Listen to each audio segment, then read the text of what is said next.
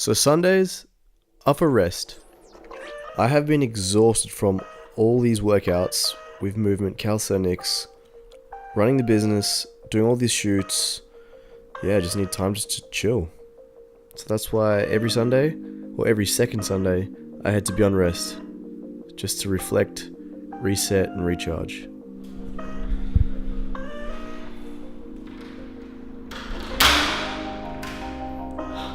Finally, time to float.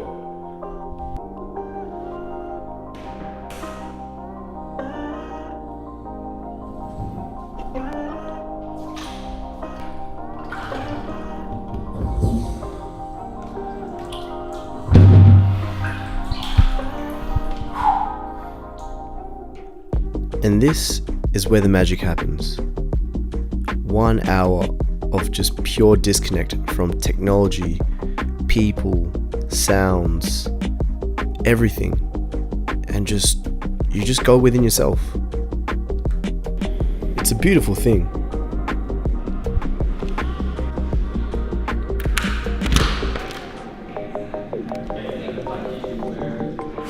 Oh man, it was amazing. So this is Leigh, one of my good mates. Hi, how's it going? He's one of the leaders here in at Beyond Rest. He's given me such good advice ever since I've been starting floating here. It's been such an incredible journey, and I'm just lucky to have a good friend like Leigh. Yeah, and Bernie's given me a lot of advice too, so it's like we learn and teach together. Yes. How's it going, man? So what tea is this, man? This is Rooibos chai. Rooibos chai. It's got a little bit of a punch to it, but it's caffeine free. Alright, perfect. Cheers, man. Cheers to the float adventures. So yeah, funny story how we met, how we bumped into each other. I came into Beyond Rest for the first time. I don't know what it was, but it was just like the intuition telling me to come check this place out. And my first float, after the float, I came into this room here and I ran to Leigh, and I felt like I'd met him somewhere. It was a weird coincidence, you know. And we slowly started talking about things, and we realized that we ended up playing against each other in futsal at the HBF Arena in Joondalup. And ever since then, we've just kind of like been chatting about futsal, life, filmmaking. He's another filmmaker as well, and it was just awesome just to bounce ideas off each other and see how our journeys progressed from when we first started to now. Yeah. So yeah, I really appreciate the friendship that we've created this whole time, and I appreciate like all the life lessons that you've taught me throughout this whole journey. So yeah, it's Right been back awesome. at you, brother. Yeah, I feel a lot of gratitude, and with Steph as well, our other friend, we kind of met in a three, right? And between the three of us, we have that balance where we can hold space and discuss and transcend ideas, learn new things.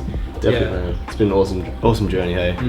For sure. Yeah, this space that Leigh's created, especially for me and Stefan, it's been amazing just to be able to open up and be vulnerable and just talk about our ideas and our fears and everything that's kind of holding us back and everything that's kind of pushing us forward.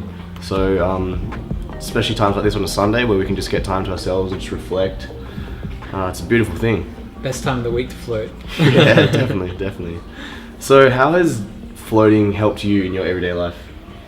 Well, so I've been floating for nearly 4 years, and when I started to begin to think about floating, I was very interested in altered states of consciousness, but I was really like a renegade. Like I really wanted to chase that new experience, and I think when I first went into the tank, I was in Amsterdam in Holland, and I thought I was going to have an out-of-body experience because one of my friends did it and had an out-of-body experience, and I was kind of interested in lucid dreaming and things like that, but I'd never really had one.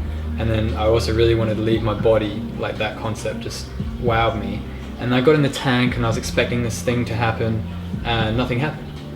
And I was in my mind for the whole float, so I was really thinky and talkative, things that like I'd never really isolated myself on such a deep level before. So when the things that I was saying within my own mind were just crazy stuff, like things that my mind was just running away with the experience, and I was like, wow, am I really like this schizophrenic almost? Like is what I was thinking.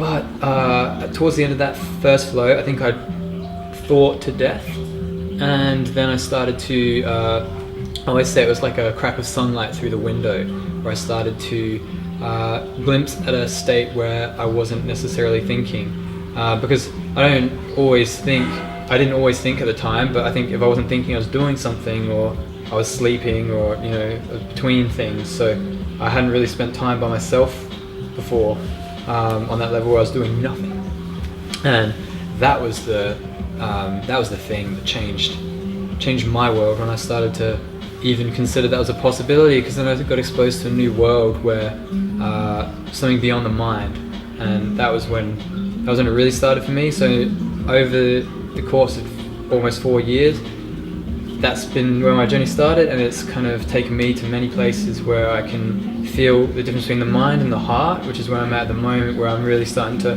learn to be in my heart a lot more. And the heart's the feeling, the knowing, the intuition, which we mentioned before.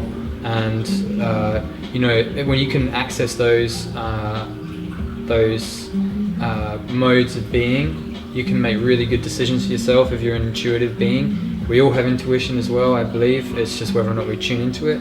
And also, your mind might tell you something, you should do something, but your heart might be saying, or it might know that there's a better alternative. And also, I use the tank to tune into my heart and make sure that I'm making good decisions in my life. So I actually I may be different to some other people in that I do a lot of thinking in the tank, but I think it's constructive thinking. I'm almost like plotting and orienteering where my life's going. I might refine something in the tank, and then that will tweak my manifesting in real life. So I might think that business isn't really fulfilling me. Maybe I need to invert it or do something, or just get rid of it altogether, change my schedule. I use it like that a lot, but I also use it just to completely switch off from the mind and completely switch off from everything, and just be. And that is probably the ultimate state that I seek, but it always depends on the place that I'm at the moment, and how I use it varies greatly, and how we can all use the tank for capacity for healing the physical body, healing the mind, resting yourself, getting a new perspective on something, for creativity as well. I mean, do you have any stories about creativity? Yeah, definitely, big time. For me personally, I use the float for many different purposes, like you just mentioned. Sometimes I use it just to rest.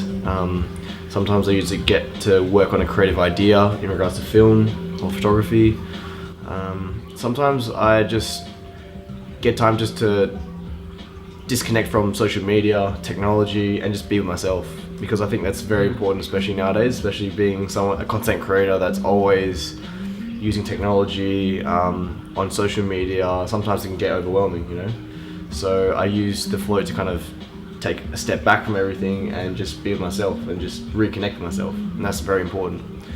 But creative things, it's funny because when you really, really work hard at trying to create an idea, sometimes it doesn't come to you, right? Yeah. And you have to work really hard. This is the creative process that I have. So I work really hard at trying to figure out a creative idea, and then I work so hard to the point that I just give up, right? But I know that feeling, that giving up, it allows the subconscious mind to kind of take over and let that idea come to you. So sometimes you have a creative idea in the shower when you just, not thinking about anything, and then it'll just come to you. Same as the float. When you stop thinking about a lot of this stuff, these creative ideas just come to you. So I've had some awesome ideas for example, for vlogs or short films.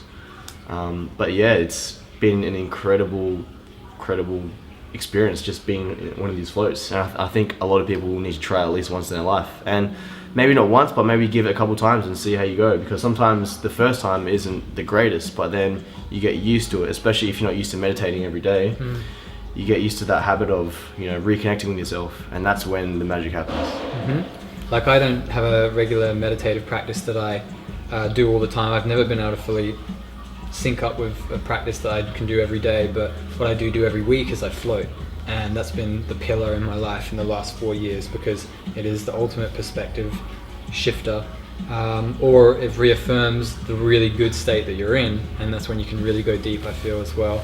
And so for me personally, it's always a win. Like I've probably floated a couple hundred times, let's say by now, I'm guessing, and every float has been different. Like, I haven't had two that are the same, so it's really that's the organic. beauty about it, right? Yeah. Every float is different. You could never come to a point in your life where like, oh, this was the same float as the other week, or No like way. anything like that.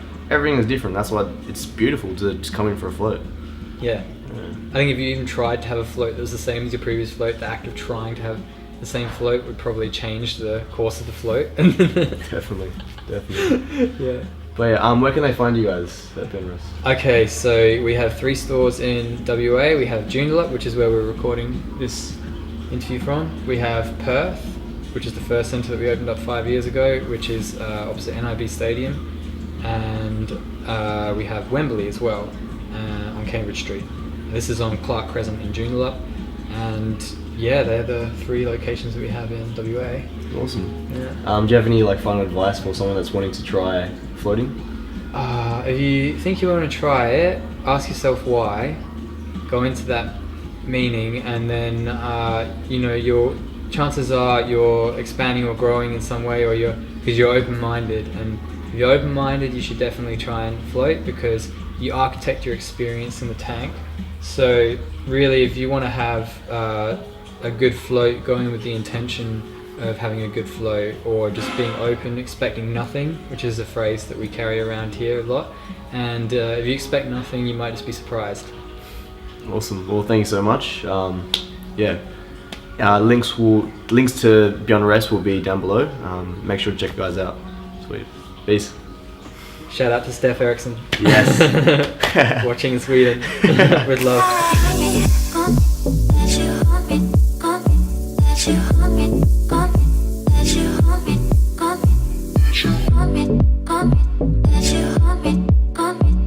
You want me